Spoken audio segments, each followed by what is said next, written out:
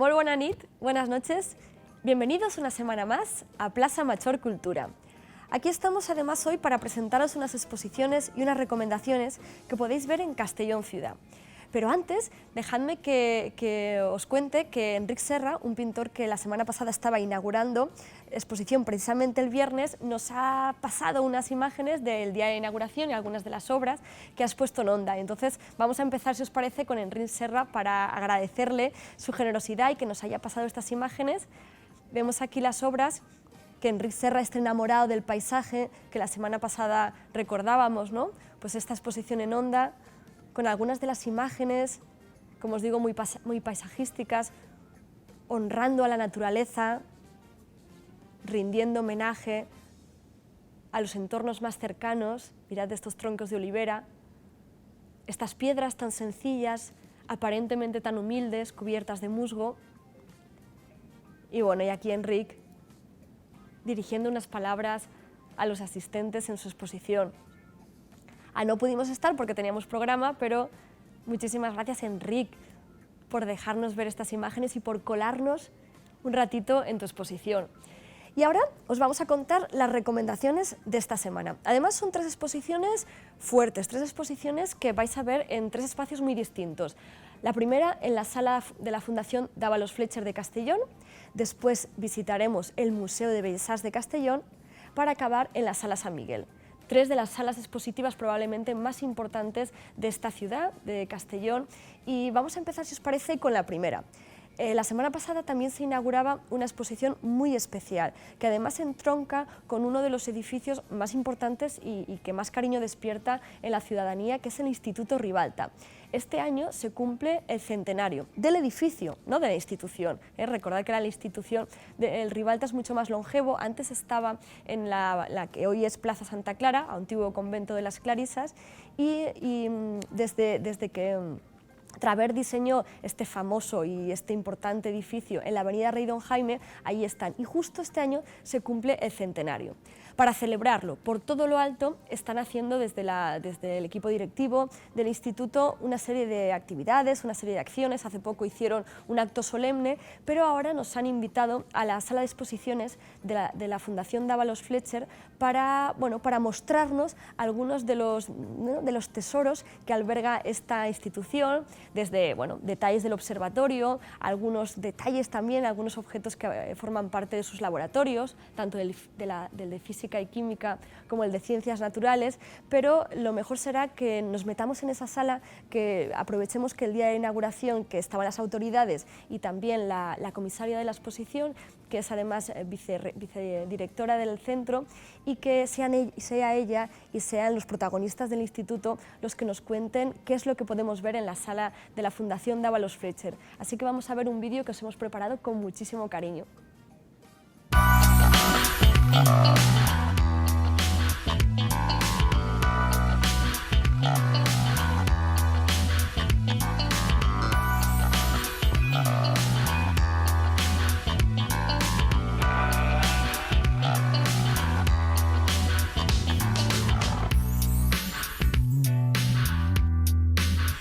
Años han pasado desde que en un céntrico solar se alzó el que es hoy uno de los edificios más emblemáticos de la ciudad. Cultura, porque en nuestro centro, además de formar a nuestros alumnos en las materias que figuran en el currículum, la cultura ocupa un lugar muy importante. Me refiero a la cultura en mayúscula: la música, el arte, la literatura, la emoción de la experimentación científica, la solidaridad.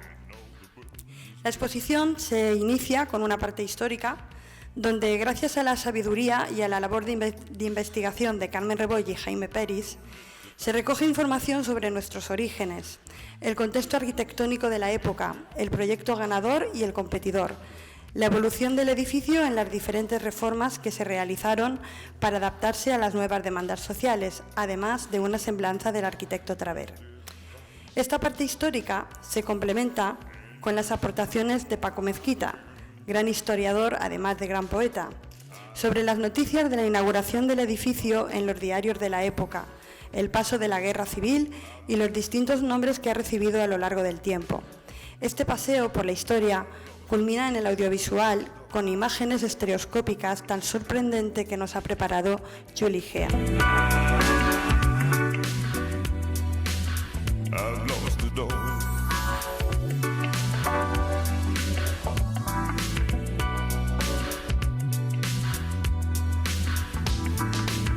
De sobra es conocida por todos la fachada del Ribalta y sus 3 grandes bloques de puertas por las que se accedía por la izquierda a la Escuela Normal de Maestras y por la derecha a la Escuela de Trabajo o de Artes y Oficios. ¿Y quién mejor que alguien que ha cursado estos estudios como Lola Martí y Pepe Sorribes, grandes maestros veteranos, y como Alfonso Betoret, gran maestre artesano, para ilustrarnos sobre esta época? Pero además de estos estudios académicos, el edificio acogió a diversas entidades no académicas, como la Biblioteca Pública, el Observatorio Meteorológico, la Filarmónica y el Museo de Bellas Artes. Gracias al actual director del museo, Ferrano Lucha, por su colaboración, y a Paco Mezquita, Manolo Canseco, Pepe Payá y Jaime Peris por la realización de estos paneles.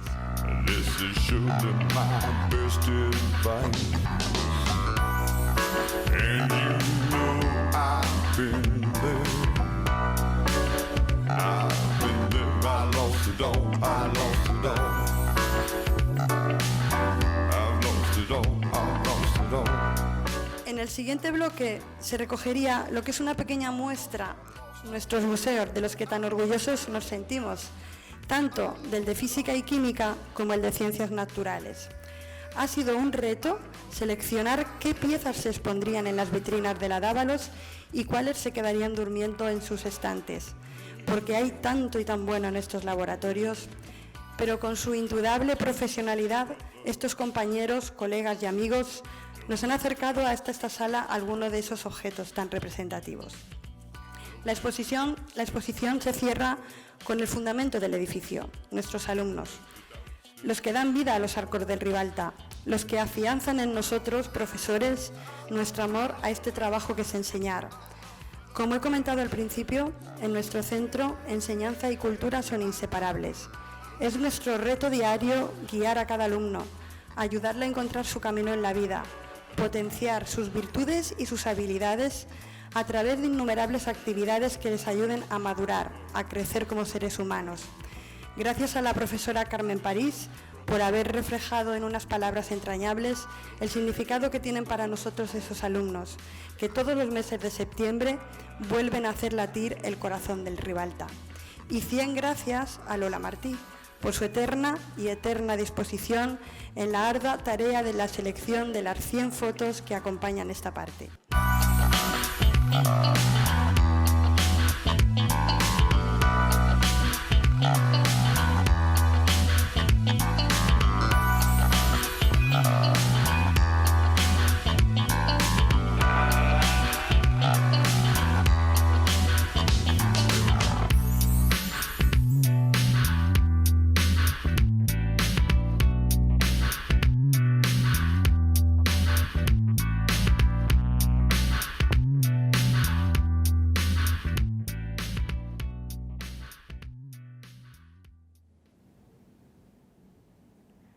Habéis escuchado la voz de Mercedes Ibáñez, cómo iba desgranando la configuración de esta exposición, esa parte histórica, ¿no?, con esos primeros bosquejos de Francisco Tomás, el arquitecto de este edificio, después la parte también de los museos, con esas vitrinas donde habéis visto algunos objetos que se custodian en estos laboratorios, y finalmente lo que ellos llaman el corazón del instituto, que no son otros que los alumnos. Y son muy bonitas las imágenes, como se van viendo, como la gente se va reconociendo de distintas generaciones. Es una exposición muy interesante y además para visitar también en familia, ¿no?, tanto los que habéis sido alumnos y alumnas del Ribalta como los que simplemente pues tenéis esta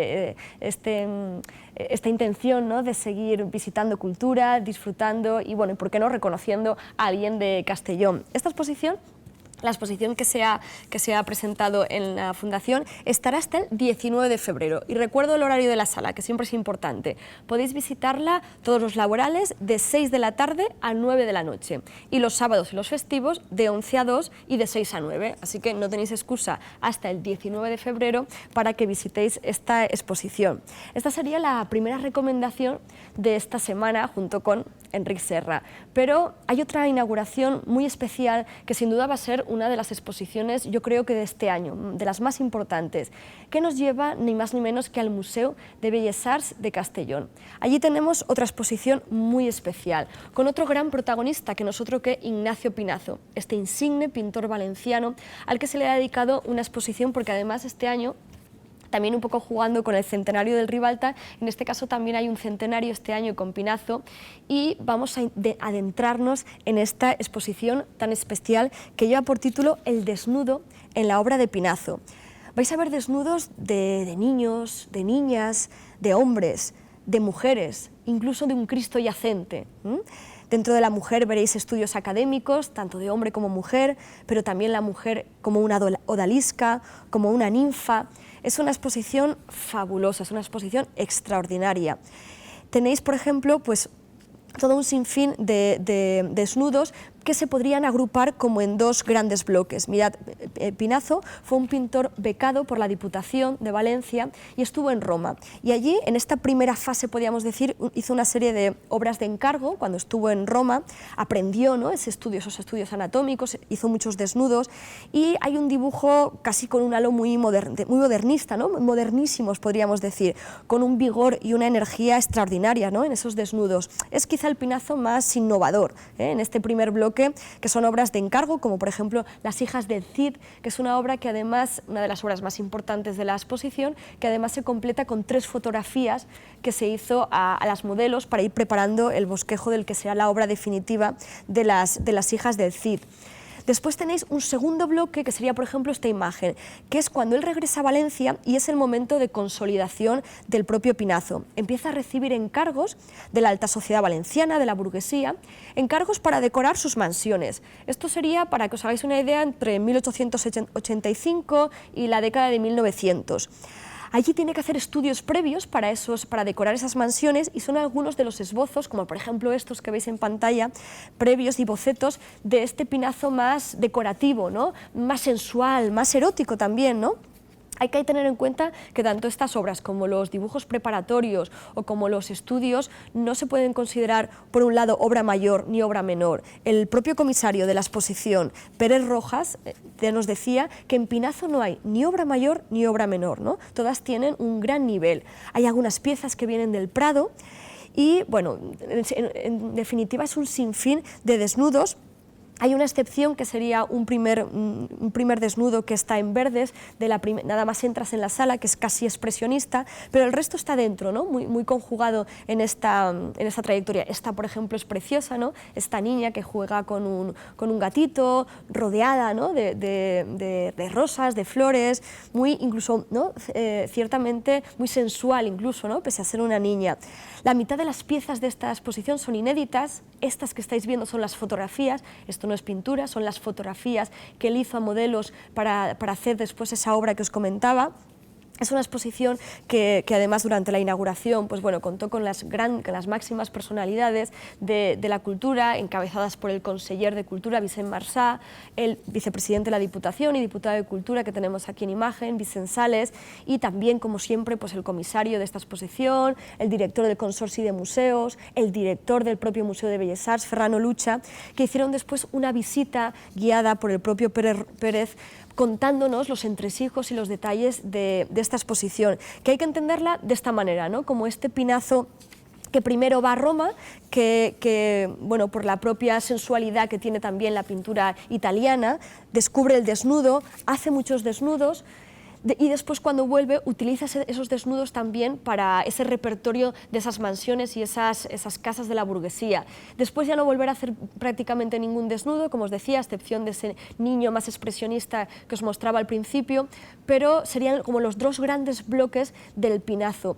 Se han hecho ya son 4 las exposiciones que se han hecho este año, coincidiendo con el centenario de Pinazo. Esta exposición ha estado en otros museos de la Comunidad Valenciana y acaba su periplo, su viaje aquí en Castellón, y coincidiría, como os digo, con este centenario de este grandísimo pintor valenciano, que, bueno, que siempre ha estado, creo, ¿no?, muy considerado, y muy bonitas las piezas, sobre todo del Prado, ¿no? No os perdáis esta exposición, que también la tendréis pues bastante tiempo, hasta el 21 de mayo. Tenéis una exposición maravillosa que no os podéis perder, os recomiendo fervientemente desde aquí, desde Televisión de Castellón, la exposición de Pinazo y los desnudos.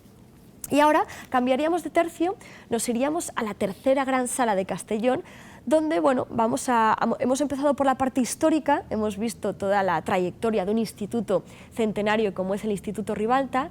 Después nos hemos ido a ver una pintura decimonónica, pero bueno, bastante adelantada a su tiempo, como es el caso de Pinazo, para acabar con unos lenguajes muchísimo más contemporáneos. Nos vamos a la contemporaneidad de la mano de la Fundación Caja Castellón, a la Sala San Miguel.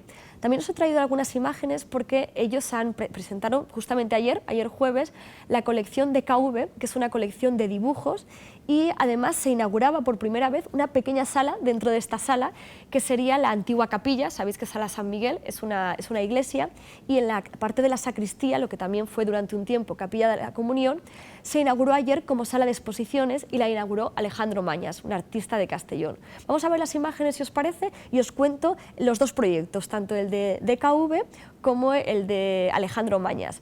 Empezamos, si queréis, por DKV.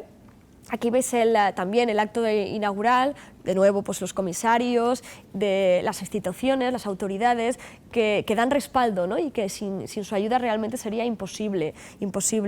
La Sala San Miguel tiene, como os digo, un proyecto de DKV, que es una DKV ha atesorado durante mucho tiempo y sigue haciéndolo, una colección de artistas españoles. Mirad, como están las imágenes de Alejandro, si os parece, vamos a entrar. No es que estén las imágenes borrosas, ya os digo en casa que es que estaba lleno de humo, por eso las veis como en esa neblina, ¿eh? Irene Gras, comisaria de esta exposición, nos contaba que esta exposición está pensada como muy introspectiva. Alejandro Mañas ha partido de un grabado de una escalera con eso subir peldaños, ¿no?, hasta llegar al yo místico, y a partir de ahí ha hecho reinterpretaciones y distintas visiones de esa escalera. Pueden ser, por ejemplo, este objeto que tenemos aquí en primer plano. Después hay una escultura que sería una escalera del siglo XXI, y después también hay una proyección, y esta escalera metafísica del siglo XXI habla de eso, ¿no?, de llegar y subir escalones y peldaños hasta llegar a un bienestar y extrapolable pues a cualquier reflexión que pueda hacer el espectador.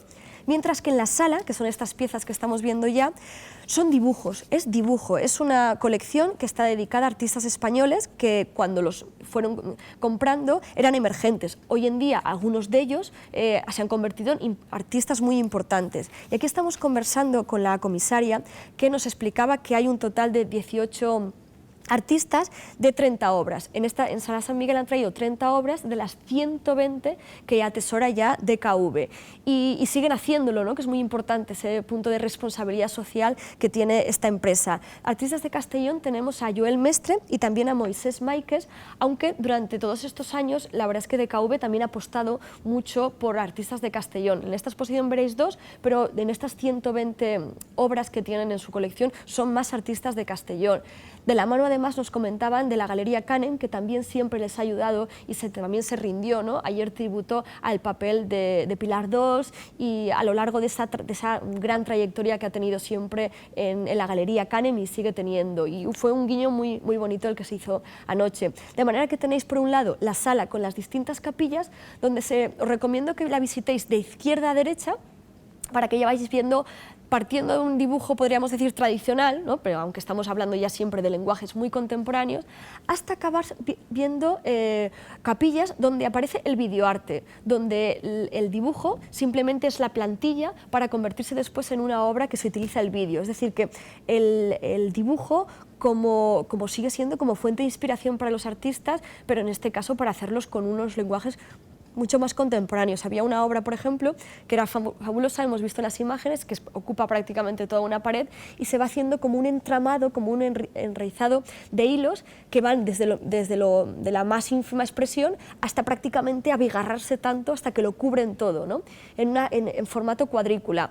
Es una exposición muy atractiva que tenéis que visitar como siempre se tiene que visitar el arte contemporáneo, con la mente muy abierta, intentando descubrir, intentando redescubrir. Pero no os olvidéis, cuando penetréis en la Sala San Miguel, no solo visitéis las capillas y el altar, sino que tenéis que penetrar por detrás, por lo que sería la antigua sacristía, para visitar el trabajo de Alejandro Mañas, este artista de Castellón, que además también fue becado a Habitat Artístic, unas becas que, por cierto, ya os anuncio que la semana que viene se conocerá el fallo de los nuevos becarios Habitat Artístic, que este año el Ayuntamiento ha querido hacer una vuelta importante. Van a ser 6 becarios, todos de Castellón y provincia. Han cambiado las bases, ahora por ejemplo no hay límite de edad, no tienes por qué estar empadronado en la ciudad de Castellón, puedes estar empadronado en cualquier punto de la geografía de la provincia de Castellón, y los destinos siguen siendo Berlín, como el año pasado, pero además se incorpora Barcelona. Así que la semana que viene conoceremos el nombre de los 6 artistas de Castellón que se van a Berlín y Barcelona durante una estancia de 3 o 6 meses, dependiendo de la beca, para conocer para realizar un proyecto y además incrementar su bagaje. Cuando Alejandro Mañas realizó estas becas, en este caso en los primeros años se hacía en Castellón. Yo todavía recuerdo en la Casa de la Cultura como Alejandro Mañas desplegaba, ¿no?, todo ese universo místico y rememorando, ¿no?, a los místicos, a Santa Teresa de Jesús, a San Juan de la Cruz, y todo ese repertorio místico que tan importante es para el universo artístico de Alejandro Mañas, y que ahora estamos viendo cómo Alejandro ha crecido, ¿no?, exponencialmente dentro de ese lenguaje contemporáneo, pero siendo fiel a su propia trayectoria y a lo que es el tronco de su trabajo. Así que nuestra enhorabuena aquí a Alejandro Mañas y una recomendación, como veis, muy interesante. Así que tenéis esta semana pues un abanico muy variopinto, tanto en el Instituto Ribalta para recordar, ¿no?, lo que fue y lo que sigue siendo, con Pinazo para ver, ¿no?, este dibujo y estos desnudos del siglo XIX, y finalmente para conocer de la mano de Alejandro Mañas y de DKV el siglo XXI. Así que me parecía que podía ser un abanico muy amplio de propuestas para los próximos días. Y si queréis, aprovechamos los últimos minutos para hablar un poquito de agenda. Mañana, si recordáis, yo os recomendé la semana pasada una exposición que iba a hacer la Colla del Rey Barbud, coincidiendo también con su 40 aniversario, que nos proponen en el Palacio Provincial a las 12 del mediodía, mañana sábado, una exposición dedicada a la mitología y dedicada a la figura de Tombatosals, que yo ya os expliqué un poquito, aunque mañana iremos y haremos imágenes, las prepararemos para la semana que viene, pero yo os explico un poquito, si lo queréis ir a ver mañana, que habría una parte muy también dedicada a las distintas ediciones que había tenido el Tombatosals, también a la Fía del Rei Barbut, al Volaoret y todo lo que es un poco también, ¿no?, el universo de la Colla del Rei Barbut dedicado a la mitología de Castellón. Eso mañana a las 12. El domingo, para el público familiar, podemos acercarnos al planetario, que tenemos un cuentacuentos a las 11 de la mañana. Y acabaría mi propuesta con yo creo, otra de las hitos culturales que van a tener lugar este año 2017. Estamos ya por fin, ¿no?, después de tantas demoras, ante la inauguración del Menaor. El Menaor, a lo mejor vosotros ni siquiera sabéis de qué os estoy hablando, pero si os digo el edificio de Hacienda en la Plaza Huertos Hogueros, entonces ya todo el mundo que me está escuchando sabe que estamos hablando de ese edificio que durante mucho tiempo fue edificio de Hacienda en la Plaza Huertos Hogueros, y que ahora hay un convenio entre Ayuntamiento de Castellón y Diputación de Castellón para convertirlo en un espacio cultural, y por eso lo traemos aquí a la palestra. La inauguración será la semana que viene. El horario no os lo podemos decir todavía porque no está definido. Sabemos que hay algunas sorpresas y que entonces quieren que se haga un poquito de noche para que se pueda disfrutar más de esa sorpresa que no nos han querido desvelar. Primero habrá un acto más institucional en la UGI y después bajarán aquí a Castellón a la inauguración de este edificio. ¿Qué os puedo contar? Porque casi todo lo van a desvelar ese día, pero alguna cosita os podemos contar. Mirad, por ejemplo, las dependencias de cultura pasarán a este edificio. Habrá una parte que va a ser destinada por el Ayuntamiento de Castellón para darle contenido, y hay otra que tiene que ver con la Universitat Jaume I, que son un poco los que le van a dar también mucho contenido cultural. Va a haber una sala de exposiciones que en este día de la inauguración lo que va a coger es una exposición de fotografía de estos 25 años de la UGI, porque estamos de aniversario, ahora está muy de moda los aniversarios, los centenarios, en este caso son 25 años de la Universitat Jaume I, y va a haber una exposición fotográfica. Después, esta sala de exposiciones albergará otros proyectos que seguro, y a buen seguro, si los auspicia la Universitat Jaume I, pues seguro que serán de gran calidad. Además nos contaban que el hall, el vestíbulo de este edificio, que es inmenso, probablemente también se podrá destinar para instalaciones o eventos de arte contemporáneo pues más importantes. También tendremos una especie de museo y también habrá una zona para el aprendizaje de lenguas que también se encargará la UGI, y eso era muy importante porque además estará abierto a la ciudadanía, para institutos, para colegios, para particulares, y es muy importante este servicio que durante tantos años ha hecho mucho bien a alumnos y alumnas de la UGI para que aprendan nuevos idiomas. Y también habrá seguramente un espacio para biblioteca, pero no una biblioteca convencional, sino una biblioteca con soporte ya digital. Estamos ya aunque el edificio sea un edificio con solera, aunque en Menaor haga referencia a ese antiguo oficio ya desaparecido, de aquellos niños que iban dando vueltas, ¿no?, mientras los sogueros preparaban las sogas del cáñamo, que es, por cierto, un oficio que también se rememora en la escultura que Juan Ripollés tiene instalada en el centro de la plaza, ¿no?, esa idea de hacer las sogas. El Menaor, que era un oficio que normalmente lo hacían los niños de corta edad, y que iban dando vueltas. Ese ha sido un poco el guiño, pero solo tiene de tradicional probablemente el nombre, porque este Menaor, según nos cuentan, va a ser un centro de referencia, un espacio cultural donde va a tener cabida también el arte contemporáneo, sin duda, y donde va a ser muy importante la participación de los y las ciudadanas de Castellón, y por tanto vamos a estar todos muy pendientes del progreso y de todo el proceso de gestación de este Menaor, que, como recuerdo, se inaugura el viernes que viene a media tarde. Estar pendientes un poco del horario, yo imagino que al miércoles o jueves ya nos contarán a qué hora es, para estar pendientes de disfrutarlo, pero no solo el día de inauguración, sino después acudir, visitarlo, disfrutarlo, porque siempre estamos de enhorabuena el incorporar un nuevo espacio cultural a la ciudad de Castellón. Así que, como veis, 2017 sigue siendo un año de alegrías, ¿no?, aunque tendremos seguramente alguna mala noticia de alguna nueva galería de comercial y privada que se cerrará seguramente este año, pero bueno, por lo menos también tenemos las buenas nuevas, las buenas noticias de que espacios, ¿no?, y que instituciones públicas como es el Ayuntamiento y la UGI pues quieren poner en valor el arte contemporáneo y quieren abrir nuevos espacios culturales. Así que todo esto y más lo vamos a seguir, como siempre, puntualmente desde aquí, desde Plaza Machor Cultura. Hacedme los deberes, visitar estas exposiciones, y nos vemos el viernes que viene aquí en Plaza Machor Cultura, Televisión de Castellón.